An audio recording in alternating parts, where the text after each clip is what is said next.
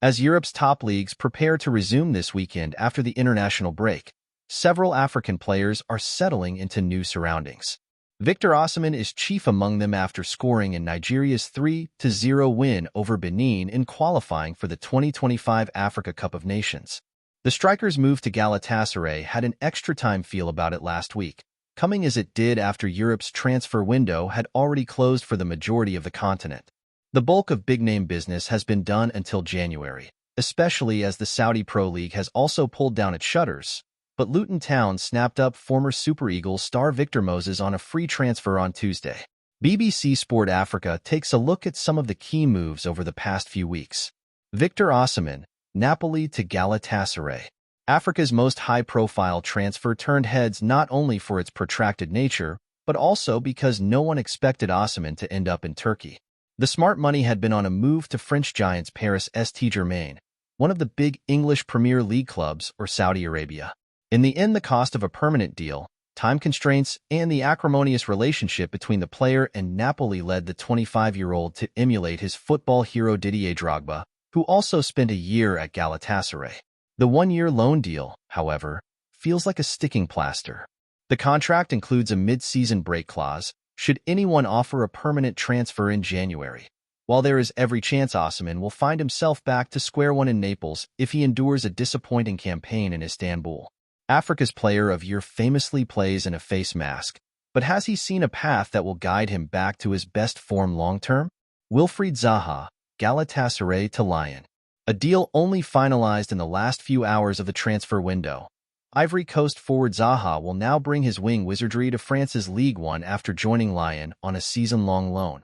The 31-year-old helped Galatasaray win the Turkish Super League last season, but despite scoring a creditable 10 goals in 42 appearances, including one in a Champions League victory over Manchester United, he was mainly used as a substitute towards the end of the season. The former Crystal Palace man will now be looking for more playing time in France, where he will look to provide the supply line for promising young Nigerian striker Gift Orban. After failing to settle in Istanbul, can Zaha recapture the form that saw him terrorize defenses as a Palace player? Serhou Guirassy, Stuttgart to Borussia Dortmund. Borussia Dortmund fans are yet to see new striker Guirassy play in their famous black and yellow shirt after a knee injury picked up in pre-season. But the Guinea international, who scored 28 goals in 28 league games last season to help his old team into the Champions League as Bundesliga runners-up, is now back in training and set to return this month. Following a career which has included a lot of second-tier football in France and Germany, his record in 2023-24 saw him finish second only to Bayern Munich's Harry Kane in the European Golden Shoe race. Costing a bargain fee of about £15 million, $11.4 million. Because of a release clause in his Stuttgart deal, Dortmund sporting director Sebastian Kehl is excited about the 28-year-old. Serhou is a complete striker who is extremely dangerous in front of goal, he said. The question now is, can Guirassy repeat his standout season? Noussair Mazraoui, Bayern Munich to Manchester United. Another trusted lieutenant from his days coaching Ajax, United manager Erik ten Hag turned to Mazraoui as he looked to rebuild in defense. Capable of playing as a fullback on either side, the 26-year-old was a key member of the Morocco side that reached the semi-finals of the 2022 World Cup. Mazraoui signed a 4-year contract when joining as part of a £60 million, $45.6 million, double deal from Bayern alongside Dutch defender Matthijs de Ligt. Erik played an important part in my development as a player, so it is exciting to be reuniting with him as I enter the prime years of my career, he said. Slotting in immediately following Aaron Wan-Bissaka's switch to West Ham, Mazraoui has started all 3 of the Red Devils' opening Premier League games. Not all of Ten Hag's former Ajax players have been a success at Old Trafford, but can Mazraoui help ease some of the pressure on his Dutch coach? Kelechi Iheanacho, Leicester City to Sevilla.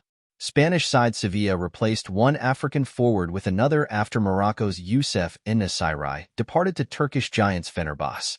The Andalusian club snapped up Iheanacho on a free transfer as the Nigeria international agreed a 2-year deal. The 27-year-old scored 61 goals in 232 appearances over the course of a 7-year stint with Leicester, which included their FA Cup win in 2021 and promotion back to the Premier League this year.